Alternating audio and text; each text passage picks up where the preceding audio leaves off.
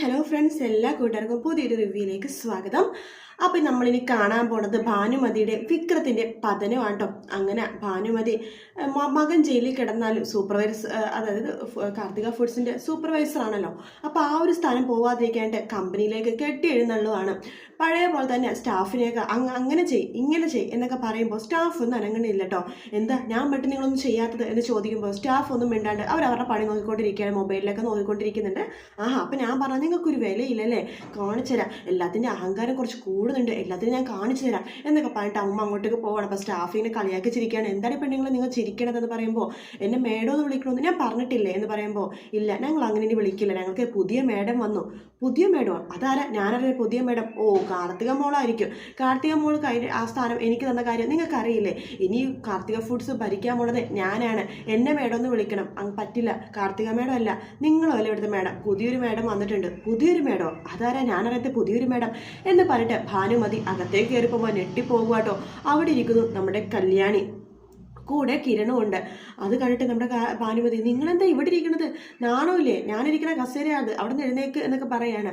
ആ കിരൺ പറയണ്ട്, അങ്ങനെ എഴുന്നേക്കാൻ പറഞ്ഞാൽ എഴുന്നേറ്റ് കൊടുക്കാൻ പറ്റില്ലല്ലോ.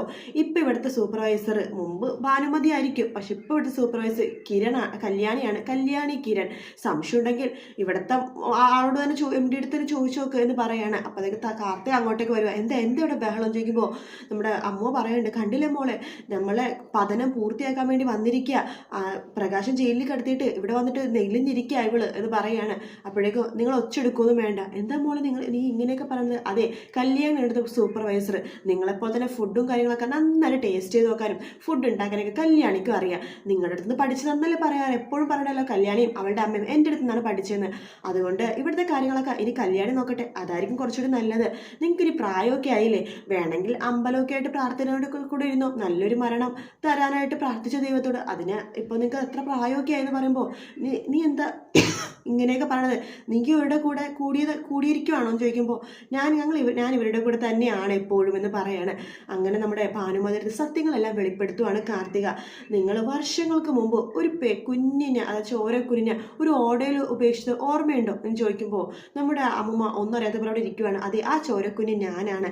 സത്യം പറഞ്ഞാൽ നിങ്ങളുടെ പ്രകാശൻ ഉണ്ടല്ലോ, പ്രകാശിൻ്റെ ആദ്യ മകള് കാദംബരിയല്ല, ഞാനാണ് കാർത്തിക എന്ന് പറയാണ്. അത് കേൾക്കണം നമ്മുടെ ഭാനുമതി ആകെ ഞെട്ടിപ്പോവാട്ടോ.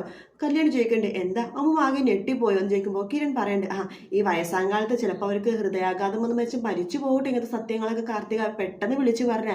പ്രായമൊക്കെ നോക്കണ്ടേ, മരിച്ചു പോണെങ്കിൽ മരിച്ചു പോട്ടെ, ഒരുപാട് ക്രൂരത ചെയ്തതല്ലേ, ഇനി ഒരു മരണമൊക്കെ ആവാം എന്ന് കാർത്തികൻ പറയാണ്. ആകെ നാണം കെട്ട് പോകുവാണ് നമ്മുടെ ഭാനുമതി. എന്തായാലും നല്ല നല്ല ഭാഗങ്ങളാട്ടോ ഇനി കാണാൻ പോകുന്നത്. വീഡിയോ ഇഷ്ടപ്പെട്ടെങ്കിൽ ലൈക്ക് ചെയ്യുക, സബ്സ്ക്രൈബ് ചെയ്യുക, കമൻറ്റ് ചെയ്യുക. മറ്റൊരു വീഡിയോ ആയിട്ട് വീണ്ടും കാണാം. Take care, bye bye.